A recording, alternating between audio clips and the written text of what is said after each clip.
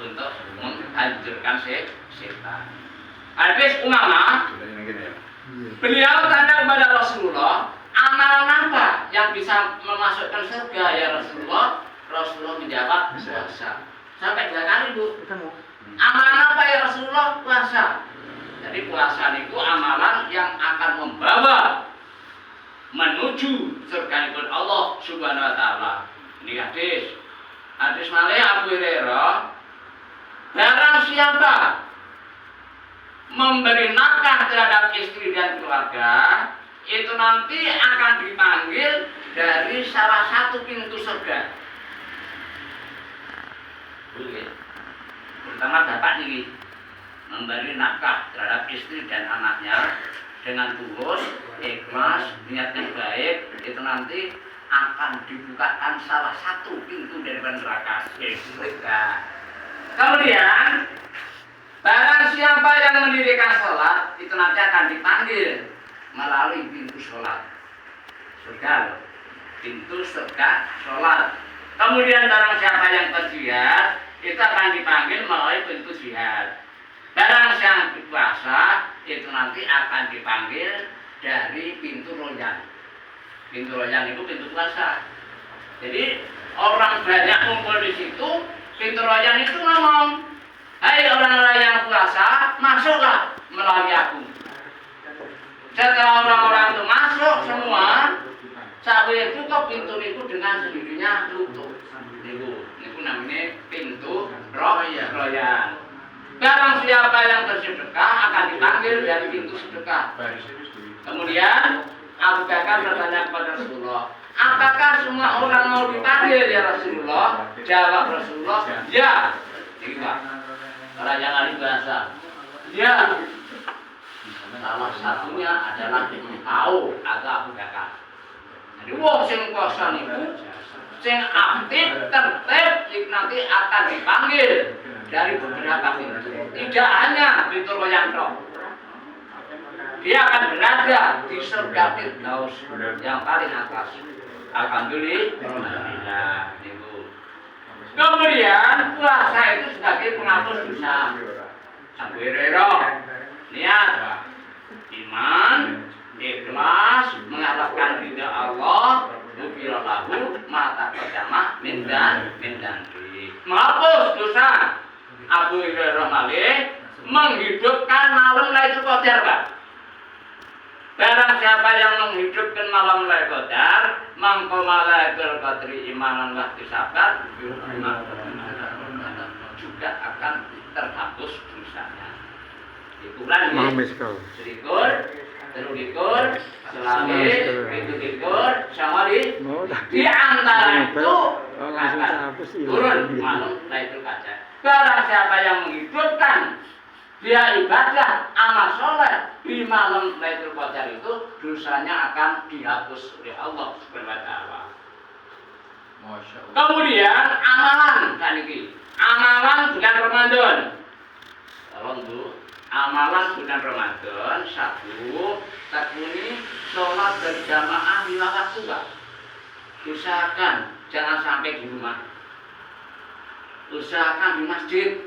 Pernah kita sampaikan kan, masjid itu hurufnya 4. Pertama mim itu maghfirah. Jadi barang siapa yang ahli masjid akan diampuni dosanya oleh Allah. Kemudian sin itu sakinah. Barang siapa yang ahli masjid, hidupnya itu akan tenteram, dunia dan akhirat. Kemudian jim itu artinya jannah. Barang siapa yang ahli masjid, dia menuju ke surganya Allah Subhanahu wa taala. Dal itu darajat. Darajat itu adalah derajatnya diangkat oleh Allah Subhanahu wa taala. Kita usahakan siang itu omahe awake itu masjid, terutama bapak-bapak. 5 kali unak-unik masjid dalam melaksanakan sholat berjamaah 5 waktu. Kemudian yang kedua, sholat sunat, terutama adalah sholat tarawih. Tidak usah bicara masalah rakaat ya, tidak usah. Niki hadisipun ngeten Pak, sholat tarawih. Inal man qama ma'al imami kata yang syariba kutiba lahu qiyamul laili. Barang siapa yang terawih mengikuti imam sampai selesai, bobot terawihnya itu sama dengan kita sholat satu malam suntuk. Padahal diperkirakan terawih itu ya 23 rakaat paling 40 menit lagi. Sama saja itu pahalanya seperti kita sholat satu malam suntuk. Itu terawih. Kurang terus godang, guys. Kurang terus godang. Kemudian dua sholat tahajud. Sholat tahajud, tolong ini Pak. Kita bangun di pada waktu jam 3 toh. Terus setengah sekawan, saat derenge sahur, usahakan kita sholat tahajud. Walaupun hanya 2 rakaat. Kemudian berdoa. Ya. Kemudian menyambut malam Lailatul Qadar, Bu. Lengko wis 21, 23 sampai 29, malam Lailatul Qadar itu lebih baik dari 1000 bulan di Al-Qur'an. 1000 bulan itu 83 tahun. Kalau di tengah sapi ibadah saat malam Lailatul Qadar itu turun lebih baik daripada bulan dengan ibadah 83 tahun. Karena hanya 1 malam. Masya Allah nih. Kemudian apa yang diucapkan? Kalau malam Lailatul Qadar itu turun, apa yang diucapkan? Allahumma innaka afuwwun karim tuhibbu al-'afwa.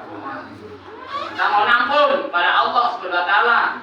Kemudian etika di dalam masjid dengan kegiatan apa itu membaca Al-Qur'an, apa itu zikir dan sebagainya, silakan.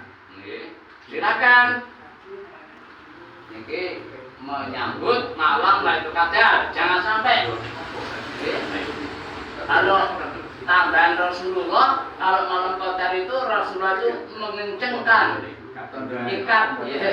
ikat sarung. Itu berarti dia tidak campur dengan istrinya. Kemudian pada malamnya membangunkan keluarganya untuk ibadah. Ayo mak, ayo nak, ayo. Tahajud dan sebagainya. Itu caranya ngerti. Kemudian yang keempat, memperbanyak sedekah, infak, zakat, menyantuni fakir miskin, yatim dan lansia. Ini Mbak Sur. Kabar ya untuk yatim itu kapan? Alhamdulillah. Oke. Ini siang kurang dengan sami atau ini pergi kumpulnya Mbak Sur. Maka tadi bagikan. Dan yatim, santunan atau lansia, zakat, sedekah, infak dan sebagainya. Ini pahalanya luar biasa. Apalagi sedekah subuh, ini pahalanya luar biasa. Datang masjid kulon itu Pak. Ini pun nak Jumat Kinjing, itu ibu ini masih membersihkan masjid ini. Oke, maksud ini pun betul. Untuk salam gitu, oke. Mau dengan aku mau pergi anu sih. Ini dia sambil tak salam. Itu rutin itu. Tiap Jumat Kinjing itu sedekah subuh. Itu pahalanya luar biasa. Itu rutin dah beberapa tahun itu Pak. Betul Pak. Mungkin enggak tangan ini punya terima. Ya salam akan doke. Alhamdulillah. Nah, itu ya. Kemudian membaca Al-Qur'an. Membaca Al-Qur'an usahakan minimal ya juz lah. Satu juz. Satu khatam 30. Usahakan dalam 1 bulan Ramadan sebulan. Nek menurut Ustaz itu Pak. Menurut Ustaz, gen supaya juz niku selesai khatam niku sak derenge sholat. Berarti nama kuli sak derenge sholat niku maca Al-Qur'an itu 14 ayat. Kemudian selesai sholat niku baca Al-Qur'an niku 14 ayat. Mungkin cukup 1 bulan niku pun khatam. Kemudian puasa dan membaca Quran itu sebagai saksi. yaumul kiamah akan memberi syafaat. Hadis itu ngeten. Al-Quran di yaumul kiamah nanti dia berkata, ya Allah, aku telah melarang hamba-Mu tidur malam. Dia untuk membaca Al-Quran. Mereka menitipkan syafaat kepadaku, Al-Quran. Kemudian puasa, ya Allah, aku telah melarang hamba-Mu di siang hari untuk makan, minum, dan berbuat maksiat. Dia nitipkan syafaat kepadaku. Ya Allah, berilah syafaat. Akhirnya dia itu dikirim, yaitu ke surga. Itu puasa dan baca Quran. Rutin kan Bu, dirutinkan. Contoh nek Natal 14 ayat itu satrene sholat, 14 ayat nulis sesudah sholat. Saya mau dengan dorong terus bisa usahakan itu jus lah sakit. Selanjutnya jamaah niki kedua kaitan yaitu dengan ya niki anu Pak, pesan Rasulullah Pak. Pesan Rasulullah terhadap bulan dengan sami terhadap lansia usia sepuh. Niki teman bulan dengan sami. Ini kita sampaikan pesan Rasulullah. Pesan Rasulullah pada usia lanjut, ini pertama, lakukan dalam kehidupan sehari-hari kebiasaan. Ada 7 kebiasaan. Pertama, tak suka debat. Tapi setua tidak usah, debat Pak ya. Tidak usah. Apa adanya diterima. Yang kedua, tak suka ribut. Apakah itu dengan keluarga, tetangga, ataupun terhadap siapapun. Kemudian nomor 3, tak suka dengki. Wes ngepel mawon awake, kembali wong awal nggih. Tidak usah. Kemudian suka niki, tak ilang niki suka mengalah. Yang kelima, ingin fokus ibadah. Kemudian nomor 6, perlu ketenangan. Yang ketujuh, perbanyak bersyukur kepada Allah Subhanahu wa taala. Ini kebiasaan pesan Rasulullah terhadap lansia. Tentunya termasuk jenengan. Kalau niki diikat betul Pak, dikantongi betul ya. Yang kedua, akan didoakan oleh malaikat. Siapa yang akan didoakan malaikat? Niku ada 4 Pak. Yang pertama, tidur dalam keadaan bersuci atau berwudu.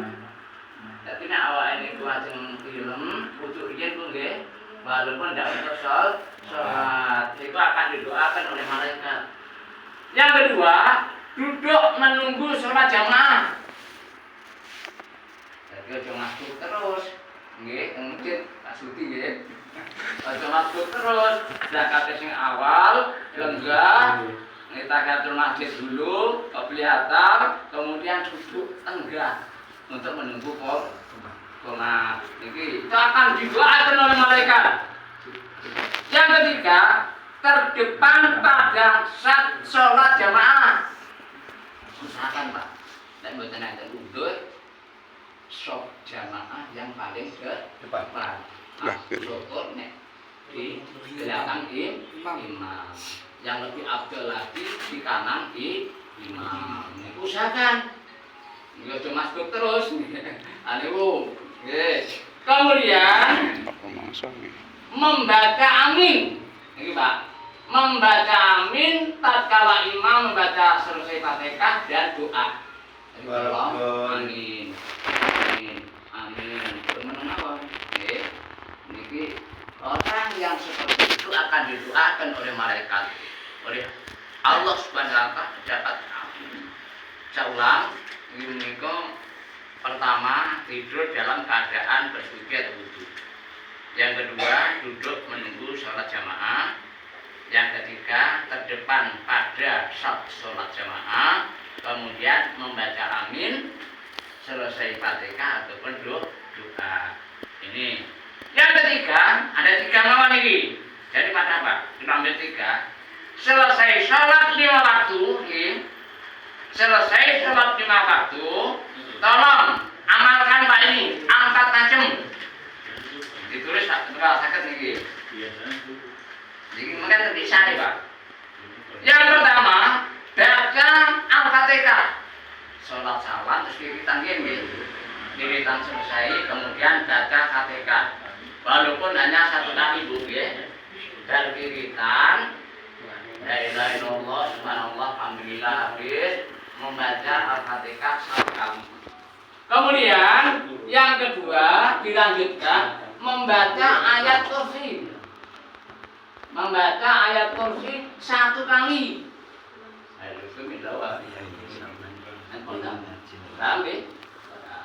Yang ketiga membaca surat Ali Imran. Membaca surat Ali Imran niku ayatnya 18 dan 19. Kemudian yang nomor 4 baca surat Ali Imran ayat 26 dan 27. Niki hikmahnya apa? Hikmahnya itu 1 menolak penyakit. Yang kedua, ketika sakratul maut dia akan husnul khatimah. Yang ketiga akan masuk surga. Niku kisah sahabat pada waktu itu Pak, yang selesai sholat itu dia ini rumah umi yang pojok masjid. Kemudian saat itu dia sakit Pak. Sakit, diprediksi dokter niku hari ketiga dia kayaknya itu sudah tidak sehat. Dia harus ajal hari ketiga itu. Wafat sakitnya itu diperiksa dokter. Namun sebaliknya hari ketiga itu malah dia itu sehat. Kemudian ketika dia niku ajeng meninggal Pak, pada waktu sakratul maut itu dia meninggalkan senyuman yang manis. Senyuman yang manis itu adalah pertanda dia ahli surga. Alhamdulillah. Amalannya apa? Namun sekarang ini. Jadi amalan ringan tapi pahalanya surga. Nek kula dengan sami saged melakukan insyaallah. Nggih. Dadi mengke sak kula undang nalih nggih. Pertama Al-Fatihah 1 kali. Kemudian ayat kursi 1 kali. Surat Al-Imran ayat 18 dan 19. Kemudian surat Al-Imran 26 dan 27. Niku mungkin ditulis Pak. Jenengan dereng hafal kali maca mereka mboten napa. Hitungan ini mungkin 17 mboten panjang niku. Niki usahakan. Kemudian terakhir jamaah tolong usahakan Pak. Terutama subuh kan ini. Subuh ini luar biasa nih manfaatnya. Pertama, itu saat dereng adzan niku salat fajar. Barengan tuh nggih. Niku sak durunge adzan. Subuh niku salat fajar. Salat fajar. Kemudian setelah adzan Pak, setelah adzan niku salat qobliyatul subuh 2 rakaat. Niku bobote 2 sholat sunat itu lebih baik daripada dunia isinya. Alhamdulillah. Alhamdulillah.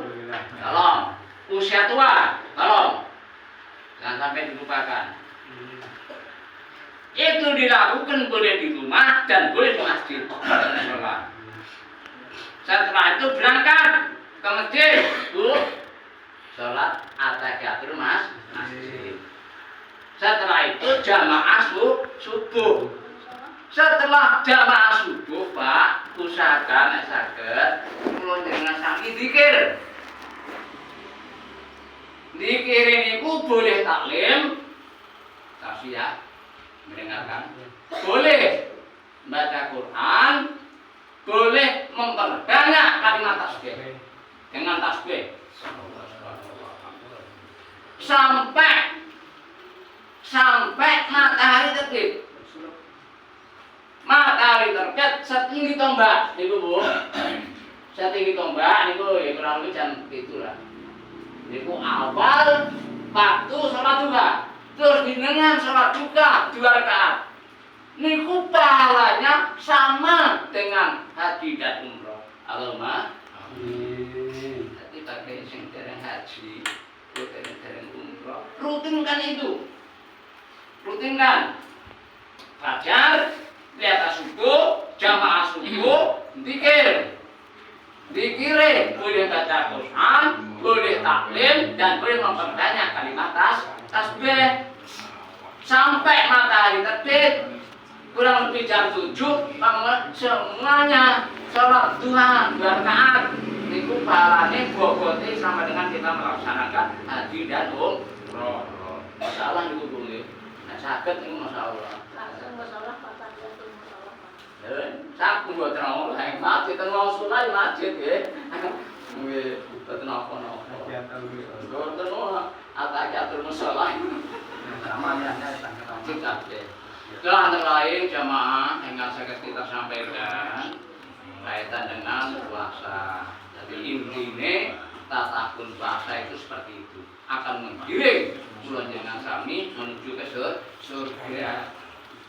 Maka mari kita manfaatkan sebab belum ada keyakinan, kepastian nek kula jenengan sami mangke saged menemui puasa yang akan datang. Iki lho, wong sakit pirang-pirang niki dereng mesti dereng ada jaminan.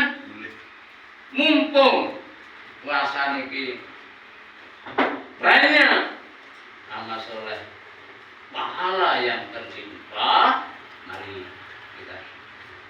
Kemudian memaafkan niki Pak dulu nggih selama kula jenengan sami ngempal basri kepilih wonten kekhilafan, kekurangan wajar, namanya manusia tidak ada yang sempurna. Manusia itu banyak salah dan luput. Tapi manusia yang baik itu ketika salah dia bertaubat, minta maaf. Jadi saling maafkan dulu. Syukur. Nek panjenengan sami mangke saged silaturahmi dengan Pak Kembang nggih, dengan Pak Penasihat, dengan Pak niku nggih lebih sini nggih silaturahmi di awal jalan. Kemudian zakat fitrah mungkin berketinggalan nggih. Zakat jiwa niku 2,5 kilogram. Zakat jiwa niku nggih. Jadi berikan pada tamil pada umumnya yaitu di masjid atau musola. Jangan sampai ketinggalan tuh tahun kali. Ayo. Kemudian sholat Idul Fitri. Itu jangan sampai ketinggalan. Ibu-ibu termasuk gadis pun itu dianjurkan oleh Rasulullah untuk mendengarkan ikut menikah sholat Idul Fitri. Kemudian puncaknya mungkin apa? Sinten kemawon ingkang kadah dosa usahakan maksimal lebaran harus kita minta maaf. Bab orang yang baik itu orang yang dirinya itu merasa jelek. Orang yang jelek itu orang yang dirinya itu merasa baik. Itu orang. Pernah kita sampaikan 3 gitu. 3 berilah makanan terhadap orang-orang yang pikir kepadamu. Tapi orang yang terpilih malah itu kan ibu. Yang kedua, maafkanlah terhadap orang-orang yang senang mendolimu. Semua elek malah maafkan. Kemudian sambung silaturahmi terhadap orang-orang yang telah memutuskan kepada kita. Mantan dulu ya. Nggih. Enggak usah karena kita bersepakat. Pak. Itu Pak ngasih catarakan mudah-mudahan wonten manfaatipun nggih. Kehilangan, keletakan, kesalahan mudah-mudahan kita sempurnakan, nggih. Kita sempurnakan dengan rasa dingin, dengan rasa kebenaran, nggih. Dengan rasa kebenaran. Mudah-mudahan Allah Subhanahu wa taala selalu nanti amalan-amalan panjenengan sami nggih. Selesai Ramadan kita lakukan ulat dan hikmat itu jadi kupu-kupu, menjadi makhluk yang sangat indah di hadapan Allah Subhanahu wa taala. Itu surga Allah Subhanahu wa taala. Nggih, billahi taufiq hidayah. Assalamualaikum warahmatullahi wabarakatuh.